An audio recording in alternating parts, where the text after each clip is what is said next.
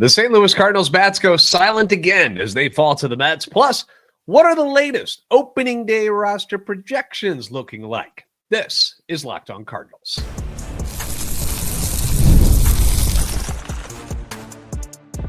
You are Locked On Cardinals, your daily St. Louis Cardinals podcast. Part of the Locked On Podcast Network, your team every day. Hey there, Cardinals fans. I'm JD Hafford, and I'm your host for Locked On Cardinals, part of the Locked On Podcast Network, covering your team every day. You can follow me on X at JD Sports Radio, as well as the podcast at LO_Cardinals. We're on YouTube. Be sure to like, subscribe, and comment, and hit that notification button so you know when new episodes and shorts are posted. And also available on TikTok and Instagram at Locked On Cardinals. This is a show serving Cardinal Nation and giving the best fans in baseball all of the info about the birds on the bat. Now, stop me if you've heard this before.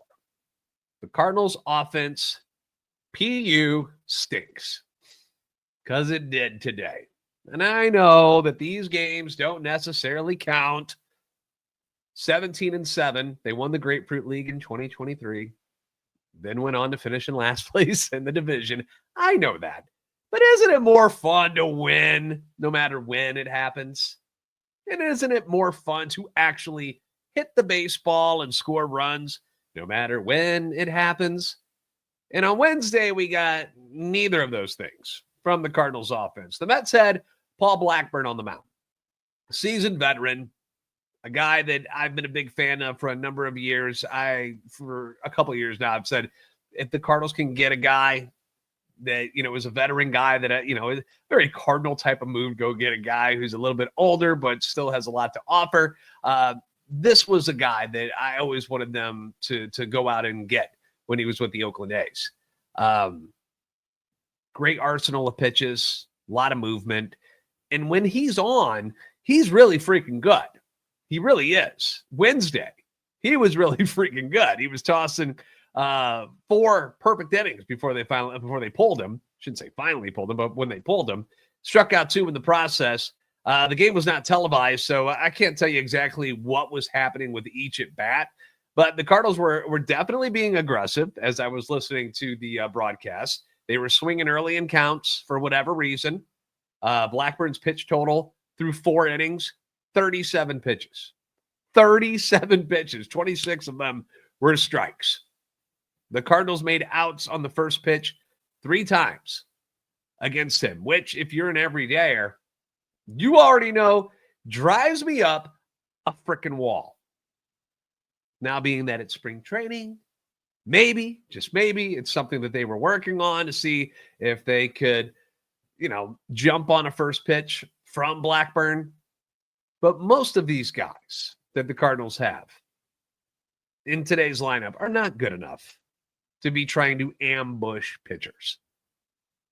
Much less a guy like Blackburn, who throws 6 different pitches. I don't know if he threw them all today, but normally he throws 6 different pitches that are darting in and out and going down. And that's why I love him. That's why I love him. And when he's healthy, he's so good.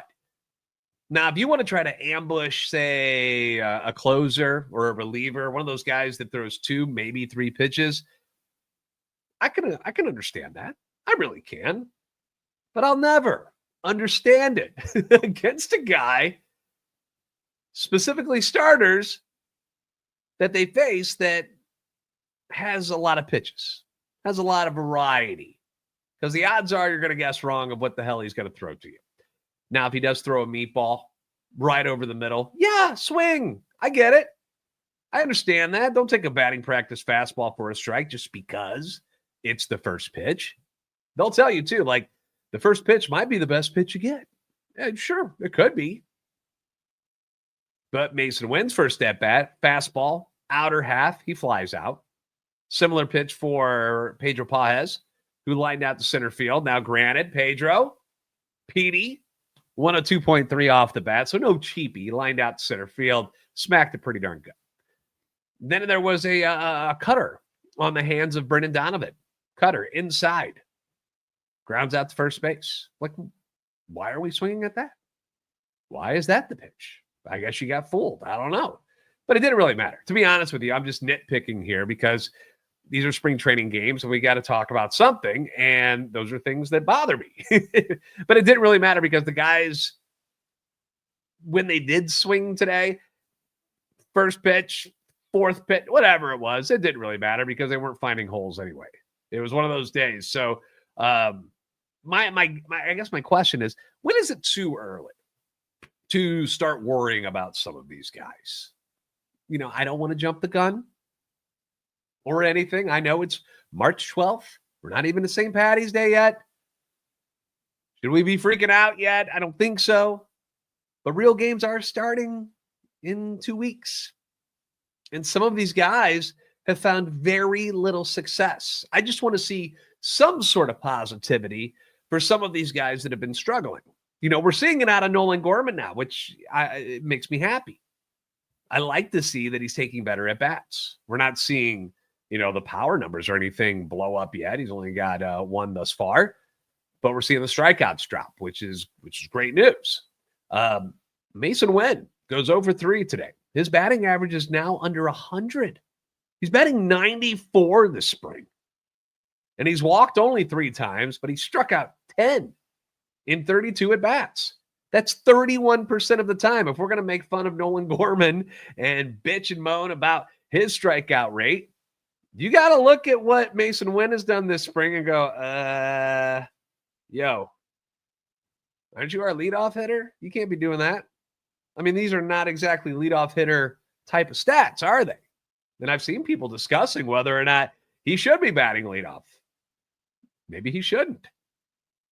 He also has no extra base hits and no RBIs. It's just been a really, really, really tough start for Mason Wynn. Now, it doesn't seem like his confidence is lacking or anything like that. He believes in himself and thinks he'll get things going, but I got to point it out. Brendan Donovan, 0 for 3. He's down to 130. Has 1 RBI this spring. Has only walked twice. Has 0 home runs. One of the more dependable guys in your lineup last year. Uh-oh. Nolan Arenado, 0 for 3. He's down to $133. Hasn't had a hit in his last 5 games, over 13 at-bats. We keep talking about, he looks in shape and everything and seems like he's fine. And I don't know. We're not getting the results so far. Out of other than 2 games, we haven't really seen that much from Nolan Arenado at the plate. Michael Ciani, 0 for 3, 2 more strikeouts today, is now hitting 36 with 10 strikeouts in 28 at-bats. No stolen bases. And I get it. It's hard to steal when you can't even get on first base, but that's part of his game. That's part of the positives about having a Michael Ciani around is he is a stolen base threat. Not getting on base, not putting the ball in play. Pedro Pajes had the double to break up the perfect game today. He's hitting $190, 1 RBI. And I know his game is based on the defensive skills. That's his strong points. But as I've said before, I mean, you can't have guys like Ciani and Pajes who are both very strong defensively. And that's what they're supposed to be good at. But you can't have these guys give you almost nothing at the plate. You just can't have that again like you did last year. They can't be everyday starters if they can't hit. You just can't do it. Bench guys, sure. They cannot be starters. And again, I know it's spring training and we aren't supposed to freak out about these things. And I'm not. I get frustrated about it because I want them to do well. I want everybody to hit 500 and be great. I know it's impossible, but I can be a little worried when we're 2 weeks out and, some of these guys are the main guys of your lineup and they're not doing anything. Like the Mason Wynn, Arenado, and Brendan Donovan thing, those are important pieces that you haven't seen hardly anything out of yet this spring.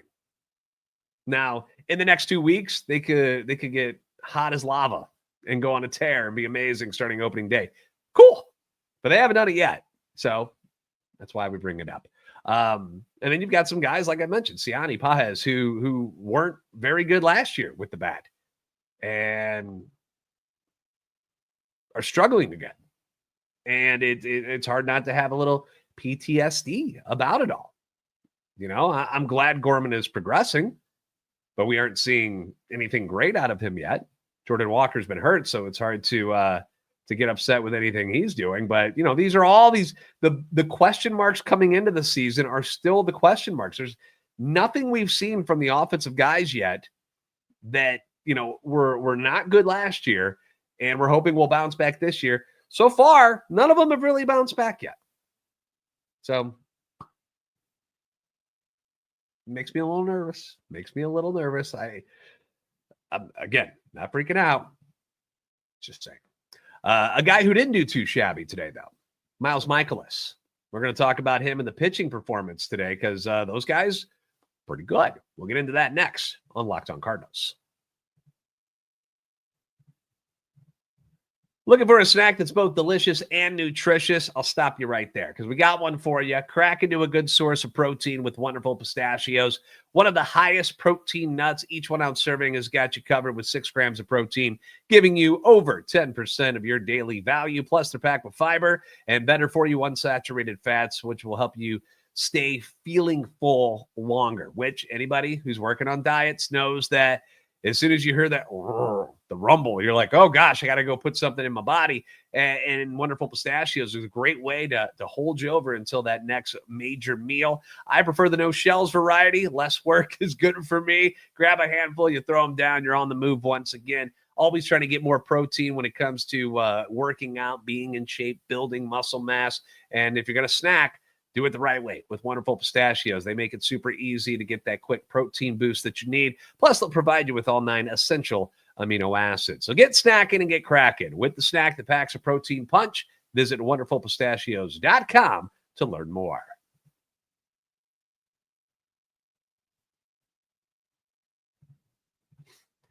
Thank you again for making Locked On Cardinals your first listen every day. Leave your comments on YouTube as well as on X anytime you want. Your feedback is always welcome and encouraged. We got a couple of poll questions up on X as well as on YouTube. I'm starting to utilize that a little bit, getting some pretty good feedback from people on the YouTube voting process. So if you haven't seen those posts yet, talking about the offense and how worried you are, we're using this whole DEFCON thing. DEFCON 5 is where you're not worried so much. DEFCON 3, you're feeling it a little bit, and then DEFCON 1 where you're freaking out. So let me know your votes by going on to our X or YouTube pages and get your voice heard. Miles Mikolas has not been very good over the past 2 seasons, all right?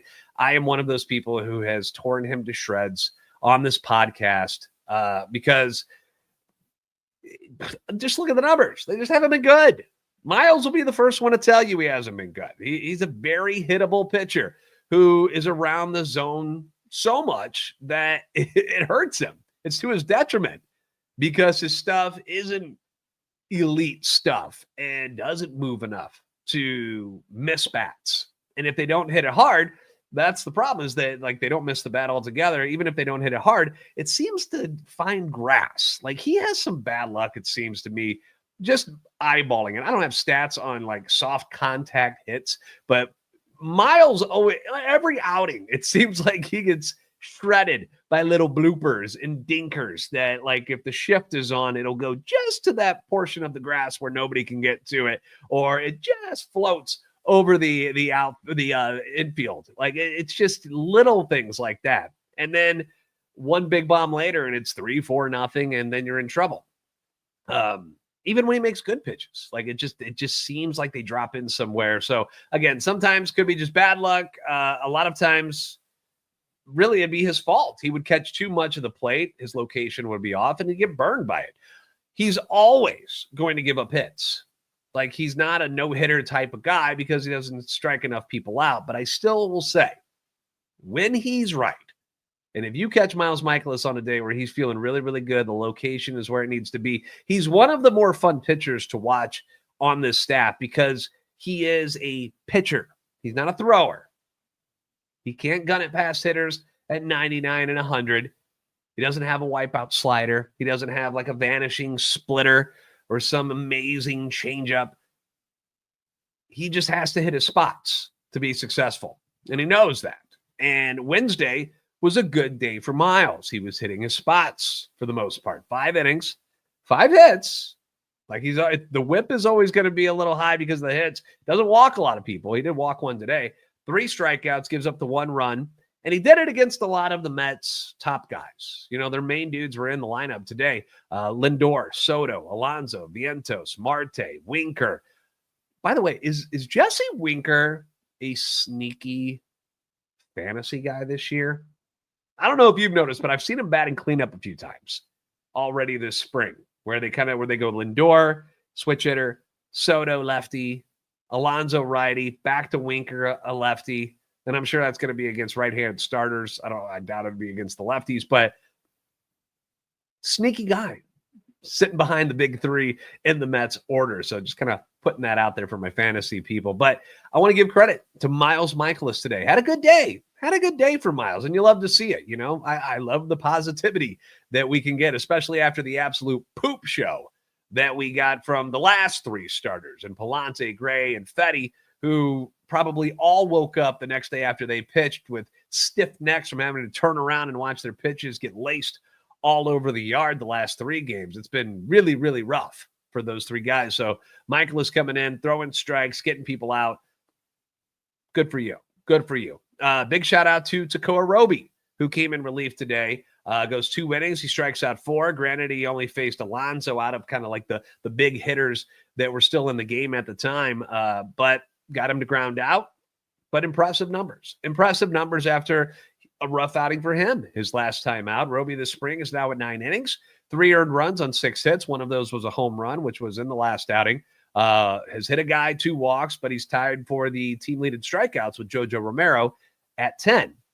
But if you thought he was going to have an outside shot at making this team, you would be wrong, because after the game today, the Cardinals did option him to AAA Memphis. Or did they go AA Springfield? It said AAA Springfield, I think, in there, but it's supposed to be Memphis.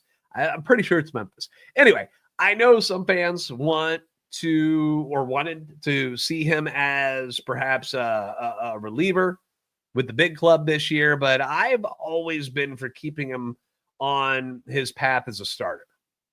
If he can stay healthy, which has really been the problem for Tekoah Roby. It's not that he doesn't have good stuff. It's trying to keep him on the field.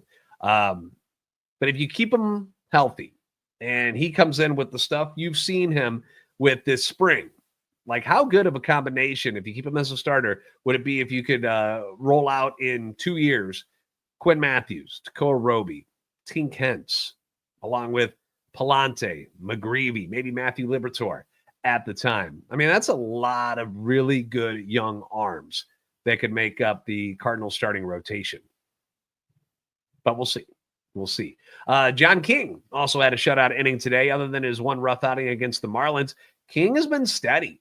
A piece of that Rangers, the Montgomery trade with Chris Stratton coming back that, not a lot of people thought much about. And he's been really good for the Cardinals since he got into a Cardinal uniform. So another shutout inning for him today. The other run the Mets did get was on a home run in the 9th inning against Michael Gomez, but he's not somebody that you really need to be worried about right now.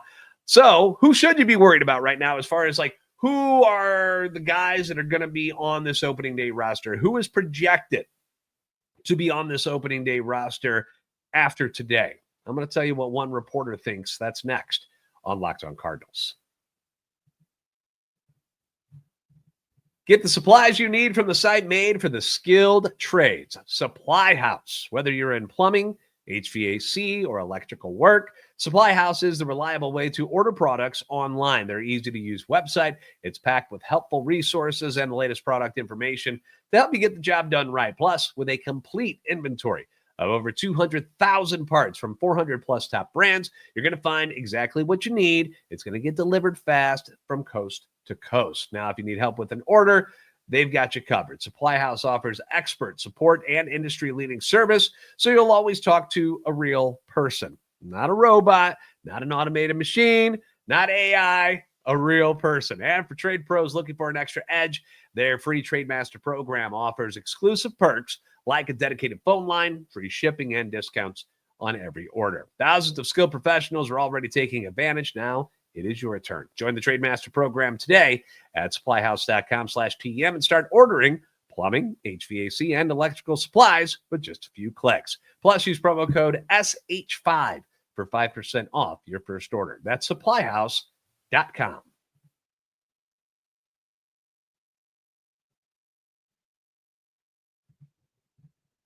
Thanks for making Locked On Cardinals your first listen today. For your second listen, I encourage you to go find our guy Sully over at Locked On MLB with a daily blend of humor and baseball. The guy is entertaining. He's going to talk about all the teams during spring training. He'll bring up the Cardinals, but he's going to talk about everybody. So if you're interested in what's going on around the league, Locked On MLB is where you can go. You can find it on YouTube or wherever you listen to your podcasts. All right, John Denton from MLB.com, covers the Cardinals from MLB.com. Yeah, I'm sure you're very familiar with them. Released his latest opening day roster projections for the Cardinals. Released it Tuesday. So he put it out Tuesday. Here's what he got so far. And this is before today's game, but it doesn't really alter anything that he put here. At catcher, he's got Ivan Herrera and Pedro Pages. No surprises there. Herrera, for me at least, he doesn't list who he thinks the starter should be. He does mention Herrera being the better hitter. Pages needs to be better offensively if he wants to play more. But that's how I feel too. Herrera should be the starter because of the offensive capabilities. I know it's tough watching him throw the ball to second base. Not great. He's working on it. He's trying to be better about it. It's why I thought he might make a good first baseman one day, because he doesn't have to make that throw, but you can keep his bat in the lineup. So maybe he follows suit after Wilson Contreras becomes a first baseman full-time.